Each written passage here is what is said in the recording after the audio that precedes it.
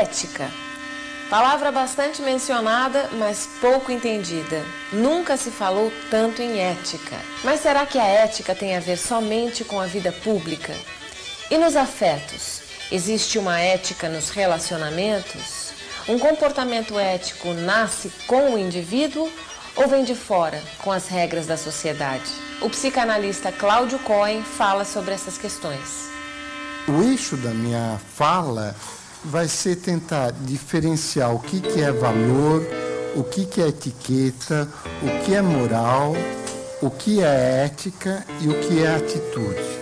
Ou seja, normalmente nós falamos disso às vezes quase como se fossem sinônimos ou quase como se fossem a mesma coisa.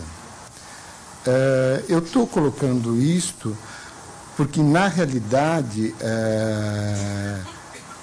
eu faço uma enorme diferença entre o que é ética e moral. Eu sei que muitas pessoas utilizam como sinônimo. O mundo muda, os valores mudam. E a ética?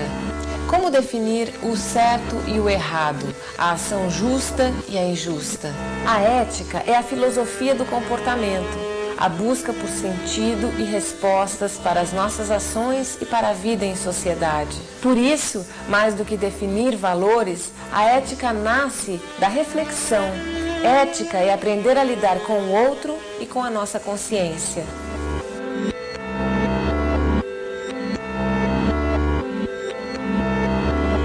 Para tentar pensar sobre o que são valores, eu vou utilizar um exemplo do que está acontecendo atualmente conosco. Por exemplo, hoje em dia, o órgão mais valorizado do nosso corpo provavelmente é o cérebro. Para os etruscos, o órgão mais valorizado era o fígado. Até hoje a gente diz que tem um comportamento bilioso, coisas assim, que vem daquela época. Para os gregos, o valor maior do corpo foi o coração. Então, eu vou tentar mostrar como, de repente, nós retomamos certos valores. E isso muda toda nossa percepção de mundo. Para pensar sobre isso, eu vou colocar um paradigma que é o transplante de fígado. Ou seja, o transplante de fígado é um valor novo que surgiu há 20 anos e as pessoas acham que é apenas um avanço tecnológico. E é. Mas é muito mais do que isso. Para vocês terem uma ideia, quando se iniciou o conceito ou a ideia de fazer transplante de fígado, nós tivemos que mudar um valor. Qual valor foi esse que nós tivemos que mudar? O conceito de morte. Quando eu estudei medicina, eu estendia um atestado de óbito e dizia que um paciente meu tinha morrido com a parada cardiorrespiratória. Ou seja, vejam aí que eu já estou dizendo o modelo greco-romano do coração. Se o coração parava, eu podia dizer que o indivíduo morreu. O que aconteceu com esse avanço tecnológico é que quando o coração parava, o fígado já não podia ser mais transplantado. Então, em Harvard, nos anos 80, se reuniu um grupo de cientistas e falaram: não, a morte não é mais a parada cardiorrespiratória, a morte é cerebral. Não sei se vocês entendem que eu estou falando de um conceito, de um valor que para todos nós é claro, e quando vocês veem alguém e dizem: este é uma pessoa morta, esta está morta, se estende um atestado de óbito e tudo mais, mas de repente isso já não, esse valor já não existe mais. Eu preciso de um novo valor.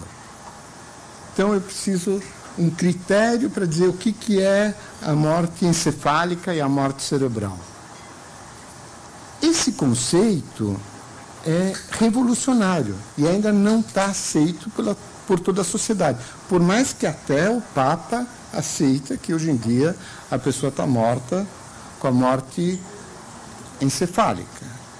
Mas quando qualquer um de nós chega num hospital e vem um médico e diz, olha, nós queremos fazer um transplante de fígado, e a pessoa vê seu parente lá respirando com respiração artificial, você fala, mas ele está respirando. Aí você fala, não. Mas eu vou andar um pouco mais disso para não ficar só nessa ideia. Então, o que o transplante de fígado fez? Fez com que nós mudássemos um conceito, o conceito de morte. Mas ele fez mais do que isso. De repente, se começou a fazer transplante do morto para o vivo, do fígado, até que no Japão, que eles têm o budismo como filosofia, como religião, e eles falaram, nós budistas não aceitamos nada do morto. E então não se pôde fazer transplante de fígado no Japão. O que aconteceu? Começou, a ciência evoluiu e lá se faz, e hoje em dia no mundo inteiro se faz, transplante intervivos, ou seja, se retira um pedaço do fígado de uma pessoa viva e se transplanta em outra. Então, aí vocês veem como a religião também influenciou a ciência. É um fato comum na maioria das culturas que a morte defina a vida. O modo de viver tem a ver com o valor que se dá para o após a vida. Entre os egípcios havia vida após a morte e a alma viveria num corpo, por isso a mumificação. Para os povos da Mesopotâmia, o corpo era feito de argila para servir aos deuses até a morte, que era o fim definitivo. No hinduísmo, a vida cessa quando o prana, o sopro vital, abandona o corpo. A partir de então, o espírito passa por uma série de renascimentos até a iluminação definitiva. No Islã, a vontade de Alá é que determina o tempo e o modo de vida de cada um e seu destino pós-morte. No judaísmo, os atos bons levam à salvação e os maus atos a uma existência de vergonha eterna. Os católicos têm ainda um meio termo entre o céu e o inferno, o purgatório. Os valores são compostos de tudo aquilo que atende às nossas necessidades, de acordo com padrões morais e padrões éticos.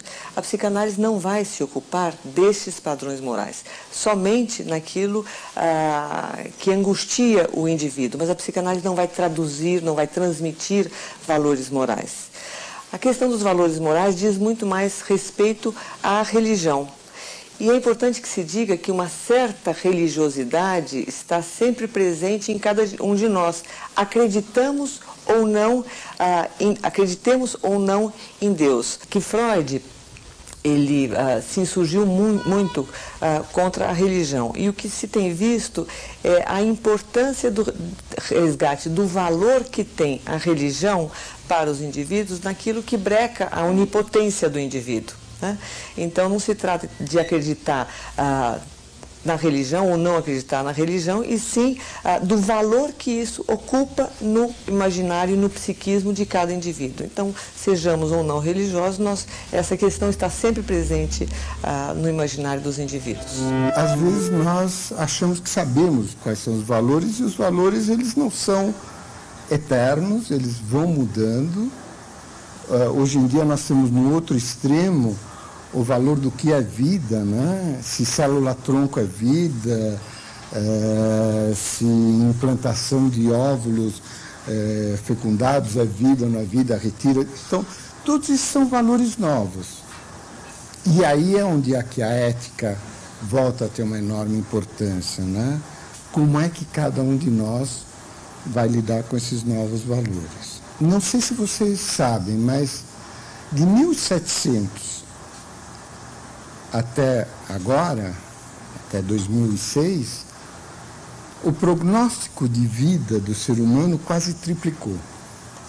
Ou seja, em 1700, o prognóstico de vida do ser humano era de 40 anos, mais ou menos, as pessoas. Hoje em dia se chega a 80, 100 anos em alguns países.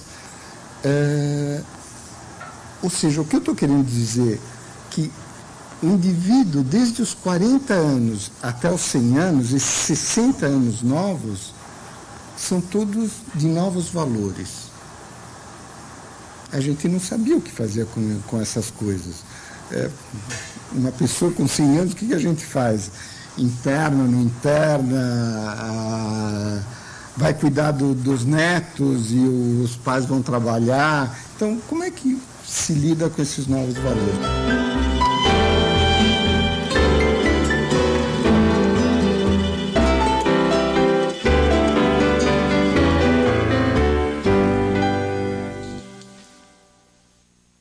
A palavra grega ethos significava costume e caráter. Sócrates considerou a ética o problema filosófico central. Nas praças de Atenas, ele fazia os cidadãos refletirem sobre o sentido dos costumes em voga, sobre o bem e a virtude. Com isso, a ética não eram regras de comportamento, mas o despertar do sujeito ético-moral que ganhava consciência do seu agir. Esse sentido original da ética se perde muitas vezes com o uso corriqueiro da expressão, e com isso perde também o seu sentido.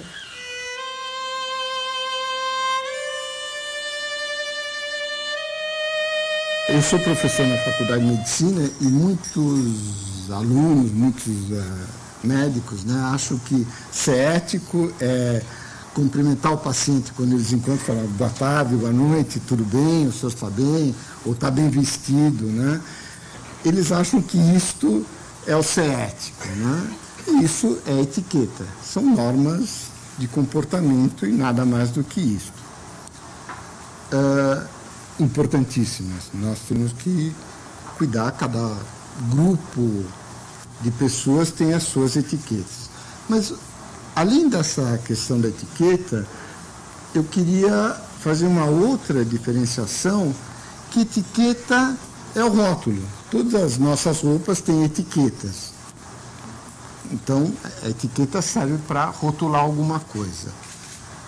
Mas se eu for um pouco mais à frente, e isso é um conceito que as pessoas têm mais dificuldade de entender, que as doenças são etiquetas. O que eu estou querendo dizer com isso? Nós só podemos dizer que existe uma doença quando ela está no Código Internacional de Doenças, o famoso CID, que é proposto pela Organização Mundial da Saúde.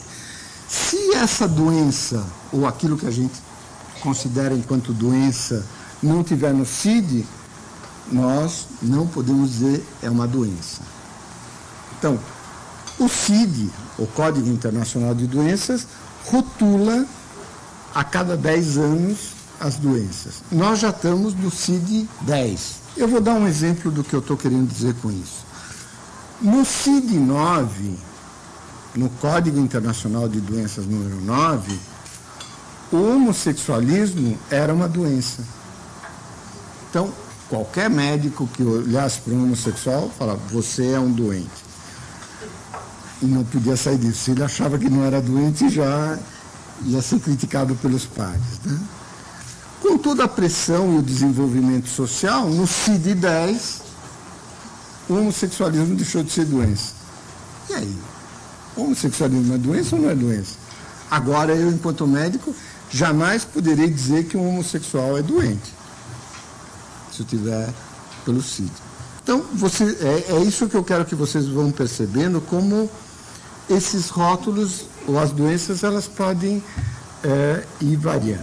Foge um pouco justamente dessa categorização das doenças. Ela, embora herdeira da psiquiatria, ela sai dessa categorização e entende os sintomas, entende o que era visto como patologia, como possibilidades ou como conflitos inerentes a todos os indivíduos. Freud tem o nome de um texto de Freud, é importantíssimo, veja, o título é A Psicopatologia da Vida Cotidiana, né? Ou seja, há um resgate, né, do que era entendido como patológico, né, que está presente em certa medida em todos nós. Então a psicanálise sai dessa normatização do que é normal, do que é patológico, para buscar o sentido dessas angústias e desses conflitos nos indivíduos.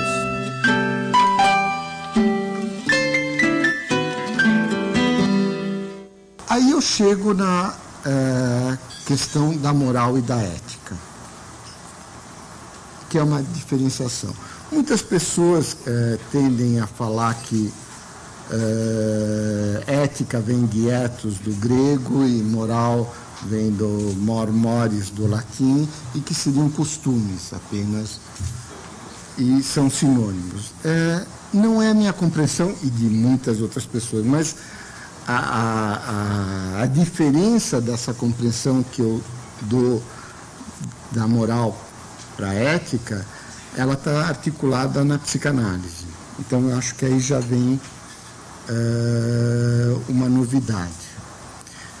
E qual é essa diferença? Eu coloco que a moral, ela tem a ver com o superego e a ética tem a ver com o ego. Freud pensou a mente como composta por instâncias. Então nós temos o id, o ego e o superego.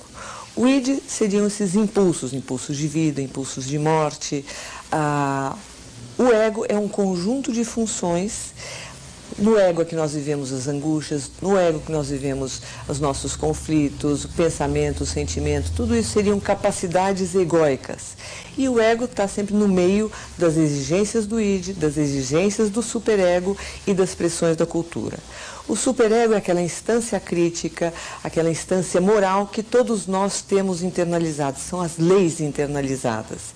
E o superego vai fazer demandas para o ego de como é que nós vamos realizar os nossos impulsos, os nossos desejos. Então o superego vai trazer limites, mas também apontar um caminho socialmente aceito de realização dos nossos desejos, dos nossos impulsos. O indivíduo ético é um indivíduo que tem um ego estruturado, que tem um ego mais desenvolvido, que ele pode pensar, pode ver diferenças, pode aceitar responsabilidades.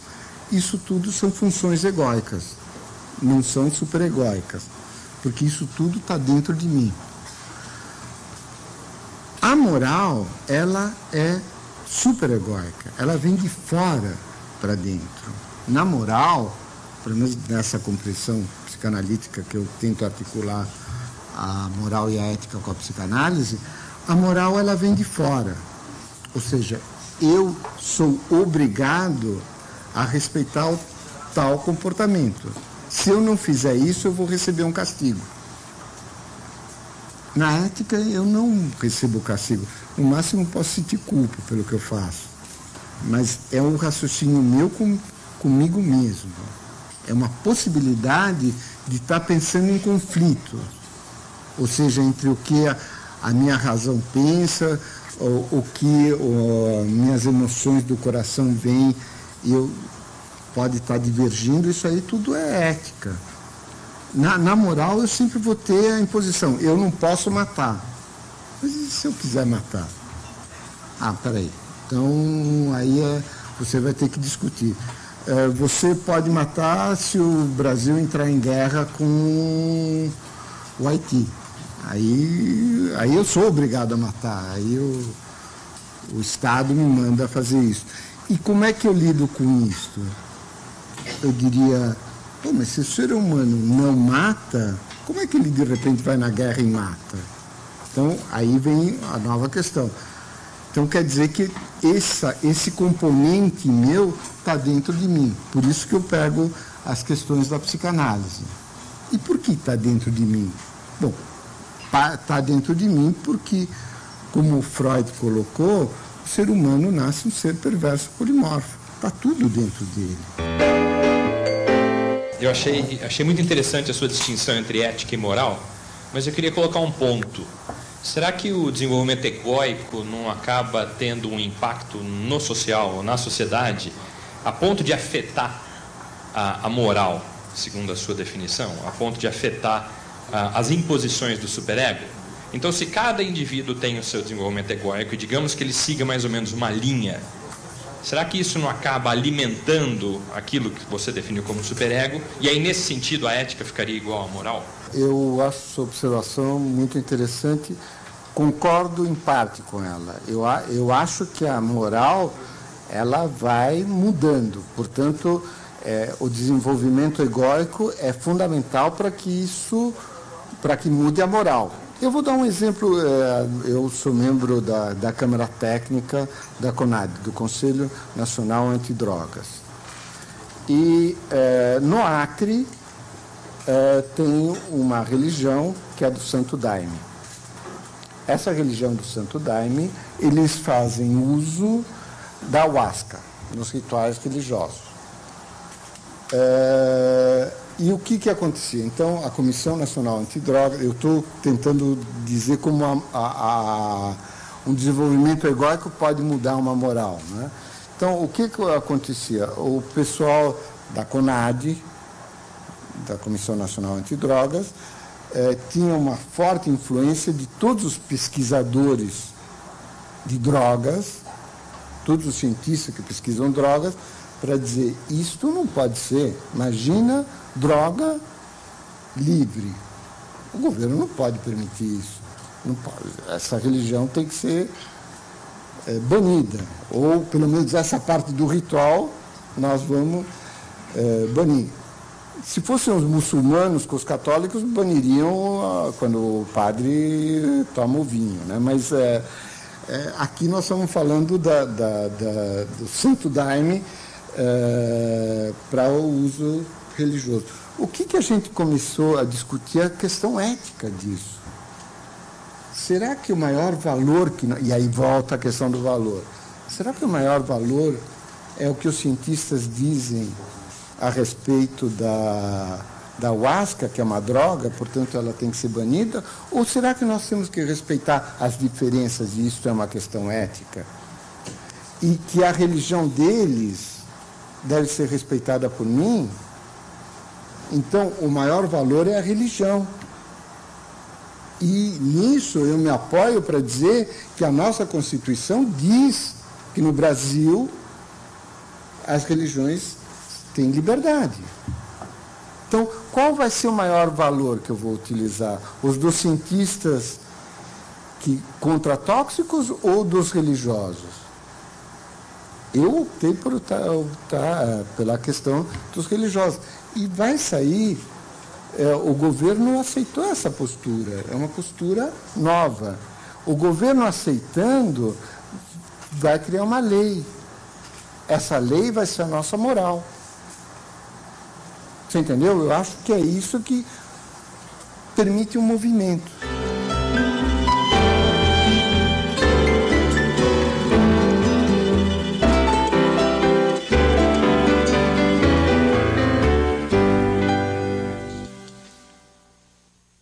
Conceitos de vida e morte, já não tem mais uma moral social única. Então, cada um de nós vai ter que ter uma reflexão sobre isso. Vai ter que desenvolver um ego, vai ter que desenvolver uma ética para poder pensar sobre isso. Quando você diz a pessoa está morta ou não está morta, isso vai depender muito do que você pensar. Se você vai dizer sou doador ou não sou doador, isso tudo são questões éticas novas. Por isso a ética e o desenvolvimento egóico são fundamentais. O senhor mesmo disse, né, que tem mudanças. Há 50 anos o mundo era de um jeito, hoje é totalmente diferente. Eu fico preocupado porque a ética também está mudando, né? Hoje você vê exemplos, né, partindo até de nossos políticos, um jogo sujo, imundo, onde a impunidade, que poderia ser talvez um regulador da ética, não funciona. Eu acho que está tudo meio caminhando para alguma coisa que a ética, que não deveria mudar, está mudando. Frente ao que você está dizendo, eu acho que é uma realidade. A questão da ética é como eu vou lidar com essa moral. com essa nova moral. Se você me dá o exemplo da moral do governo, você está observando uma moral. Agora, eu diria que o que a gente não está observando é a nossa ética, que nós todos somos responsáveis, porque todos nós votamos nessas pessoas e todos nós vamos ter memória fraca e vamos voltar a votar nessas pessoas. Então, a questão da ética é muito mais de você assumir a sua responsabilidade no que está acontecendo lá.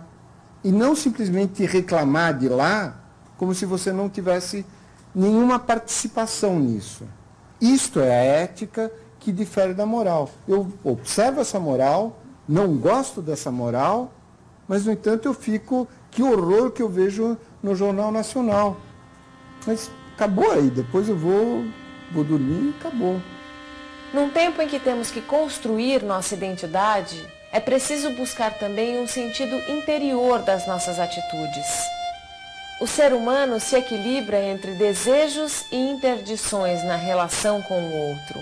A ética nasce do indivíduo. Por isso é tão importante falarmos de ética e moral. E por isso é tão fundamental conhecer-se a si próprio.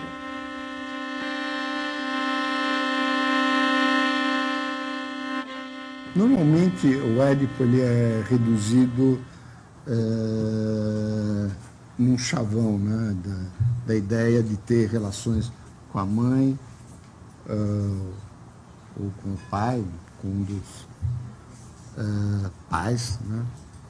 Mas ele é muito mais complexo enquanto o que o Sófocles coloca para o Édipo, né? Primeiro, ele coloca uma ideia de que tinha um oráculo que previu o futuro. Ou seja, então já tem a questão da necessidade humana de se prever esse futuro, desse desejo de que a gente saiba o que vai acontecer no futuro.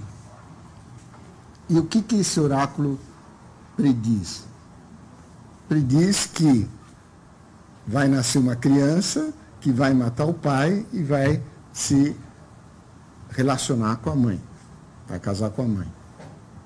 Essa predição é tudo que a gente está querendo o tempo todo, né? Adivinhar esse futuro, que alguém nos assegure que esse futuro vai existir. Mas, no mito do Édipo, isso se concreta. Mas o que acontece antes do Édipo sair para ter a vida dele? A primeira questão do Édipo é que o pai quer matar o filho.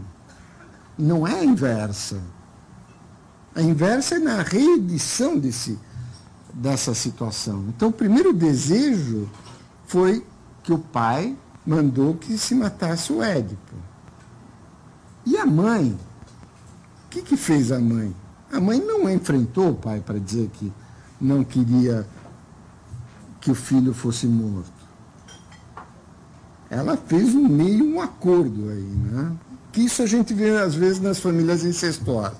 A mãe não diz que não, mas diz que vamos ver, e a coisa continua e não se sabe muito o que fazer. O que a mãe fez? A mãe pediu para alguém se livrar do filho, sem nenhuma responsabilidade nisso. Tudo isso aí é a antessala da vida do Édipo. Freud descobriu o Édipo, em primeiro lugar, nele mesmo. Freud fez uma autoanálise através dos seus sonhos, através das associações que ele fez, que são as vias régias de acesso ao inconsciente. Ele descobriu a importância do complexo de Édipo. É verdade que o complexo de Édipo tem sido mal entendido ou mesmo mal utilizado numa banalização do que é a psicanálise. O mito do Édipo, ele tem a grande utilidade de nos fazer pensar a respeito das nossas angústias, de onde viemos, quem somos, para onde vamos e como é que se dá a formação da nossa identidade sexual. O Édipo traz também importantes questões ligadas à moral e à ética. Depois, o que acontece? Ele passa a viver com outros pais. os pais que criam ele. Eu poderia dizer, então, na nossa sociedade, hoje em dia, nós podemos diferenciar os pais biológicos dos pais sociais. E cada vez mais nós vamos poder diferenciar mais essas funções, que nem o fato de ser pai biológico não dá essa categoria ao indivíduo para se desenvolver, para se tornar um ser humano, né? E o que aconteceu? Então, é através do desenvolvimento dos pais sociais que criaram o Édipo que o Édipo se desenvolve. Então, ele cresce graças à possibilidade de ter função de pai e função de mãe. Que isso é uma coisa que cada vez mais nós vamos ter que lidar. Esta ideia de pais biológicos, eu diria que é uma ideia um tanto quanto antiquada. Se vocês querem que eu leve no limite o que eu estou querendo dizer, se a ciência, como a ciência já faz, permitir a clonagem, realmente os pais biológicos vão desaparecer. A clonagem realmente permite que o indivíduo seja feito do mesmo indivíduo, ou seja, a questão da reprodução sexual, nós passaríamos até outra espécie, né? Nós seríamos uma espécie de reprodução assexual, né?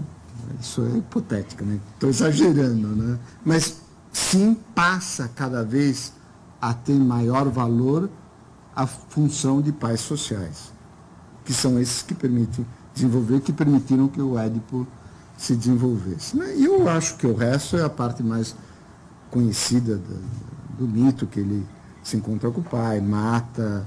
Então, aí já tem a questão que eu estava dizendo, o desejo de matar está em todos nós, a possibilidade de matar está todos nós. É importante que se saiba que a destrutividade ou os impulsos, inclusive o impulso de matar o outro, está presente em todos nós. Só que isso é como um impulso em bruto, né?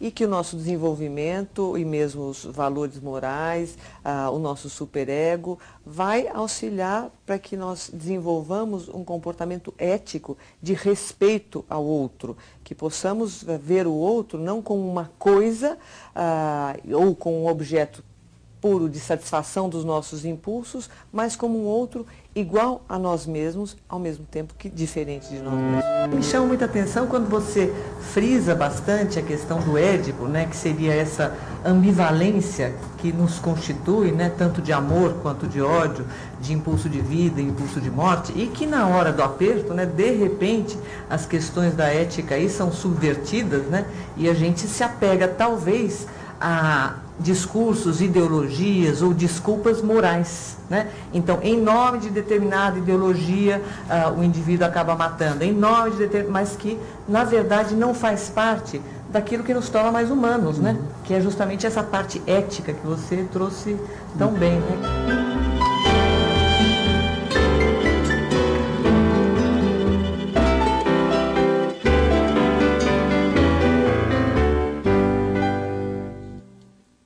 Aborto, eutanásia, clonagem, células-tronco. Com o avanço da ciência, vida e morte estão no centro das questões éticas da atualidade. A bioética tornou-se mais que um debate. É uma maneira de o ser humano entender e agir num mundo onde é possível criar a vida e a morte. E aí a gente vem numa discussão de bioética muito grande, né? Da questão da eutanásia, se a gente permite ou não permite a eutanásia, matar alguém ou não matar alguém, ou mesmo em outras áreas sobre aborto, coisas assim, são muito difíceis de serem pensadas, né? Mas elas existem. Tem um bioeticista espanhol chamado Savater, que ele escreveu um livro muito interessante que chama A Visão Bioética dos 10 Mandamentos, né? E quando ele fala sobre o mandamento não matarás, né? Ele coloca assim, parece que Deus se reservou esse direito só para ele, né? Ou seja, só ele pode matar, ninguém mais pode matar, né? Então, são questões muito complexas, eu estou colocando assim dessa forma, mas pensar em morte, pensar em se matar, pensar em eutanásia, pensar em descarte de células ou de embriões, tudo isso que, quem sabe, algum de vocês já leu, viu? São coisas muito complexas. E cada um de vocês vai ter que ter um ego mais estruturado, ou um ego ético, como eu estou tentando, que vão ter que se posicionar. Isso não existia há 50 anos atrás. Você sabia quando a pessoa nascia, quando a pessoa morria, e que para se fazer um filho tinha que ter uma relação sexual. Isso, de repente, mudou tudo. Nós estamos num mundo muito diferente. Mas eu acho que o interessante do Ed, porque ele continua vigente, porque ele fala muito dos desejos humanos. Ele fala da nossa essência. E nessa essência, nós não mudamos muito. Eu pertenço a uma geração de mulheres que optou por ter filhos mais tarde. Então, a gente tem uma diferença, eu particularmente, tenho uma diferença de 38 anos em relação aos meus filhos. E eu não sei que ética passar. Então, ontem eu discutia sobre honra. Mas eu não sei se, falando sobre honra, eu estou preparando meu filho para essa sociedade que está aí, para os valores que estão aí, né? Então, eu gostaria de um comentário sobre isso, o que eu faço em relação a isso também. Que o meu valor, me parece, é um pouco mais antigo e eu não sei se o prepara para o mundo que ele vai receber. Eu acho que você está trazendo uma questão muito importante no que você coloca como, pelo fato de você ser uma situação nova, ou seja, mulheres que podem engravidar com mais idade, que isso é um produto da ciência, né? O que permite isso, vão mudar os valores. Eu acho que você vai ter que utilizar a sua experiência de vida. Como eu estou dizendo o tempo todo aqui, nós não temos... O que está mudando é que temos experiências novas, essas novas experiências têm que ser assimiladas por cada um de nós, e aí o desenvolvimento da ética é muito importante. Você vai ter que confiar em você, no que você considera como ético, nesses valores, e não nos valores pré-estabelecidos morais do que é correto e não é correto. Você vai ter que lidar com novidade. Eu vou te dizer, já que você acha que é uma situação nova sua, nós na Comissão de Bioética, eu estou comentando porque já não tem mais o segredo, porque se tornou público, está no site do Hospital das Clínicas, duas irmãs, uma que tinha casadas, uma com filhos, outra sem filhos, a que não tinha filhos queria engravidar, só que ela não tinha útero e nem ovário.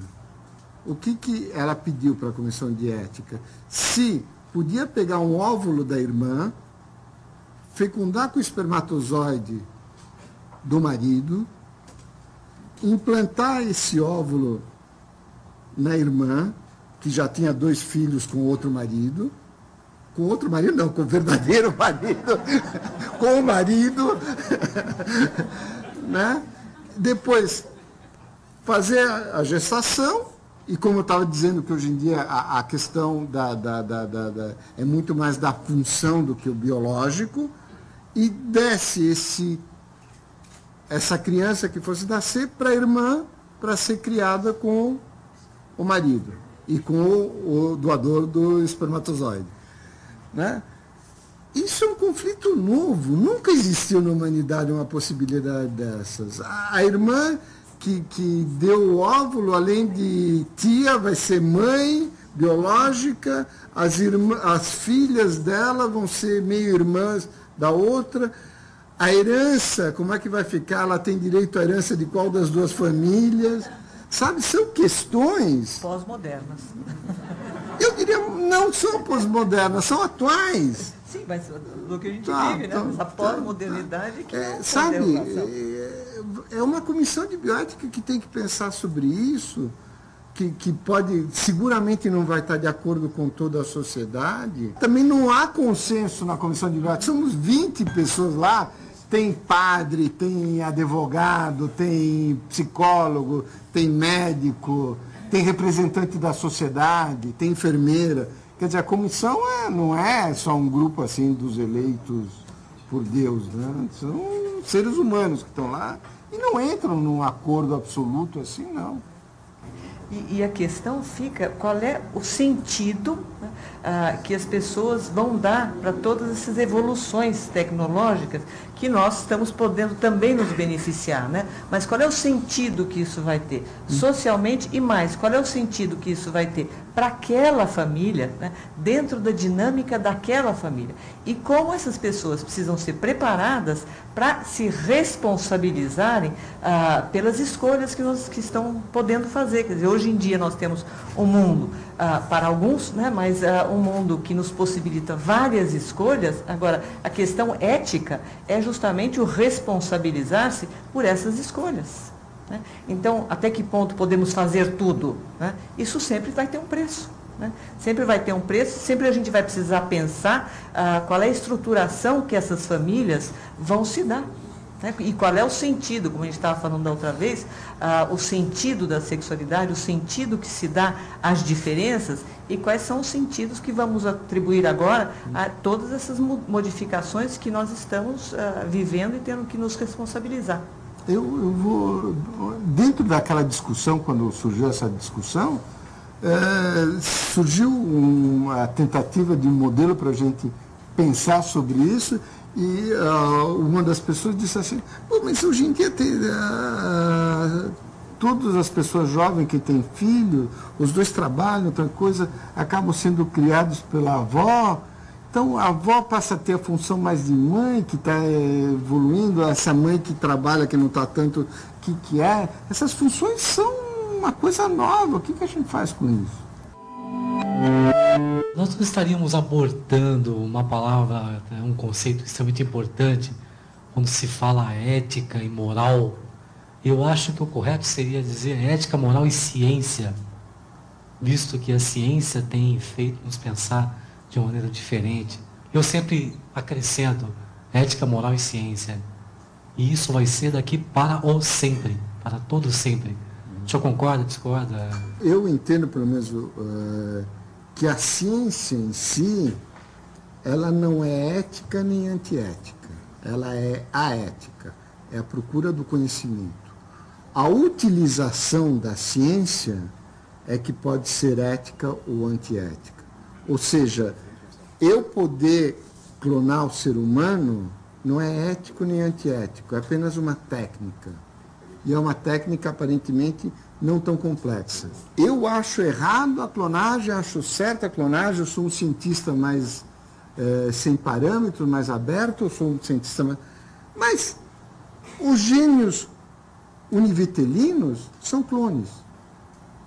Agora, esse clone, como a natureza que faz, aí eu aceito, legal, esse clone tudo bem, você é um gêmeo, legal, vocês são parecidos, né? Não, vocês são idênticos. O grande dilema da ciência hoje é exatamente esse. Seleção natural versus seleção artificial proposta pela humanidade. O grande dilema é esse. Nós podemos mudar a humanidade. Isso é novo, isso é um fato que há 50 anos atrás não existia. Nós podíamos destruir, mas criar uma humanidade nós não podíamos.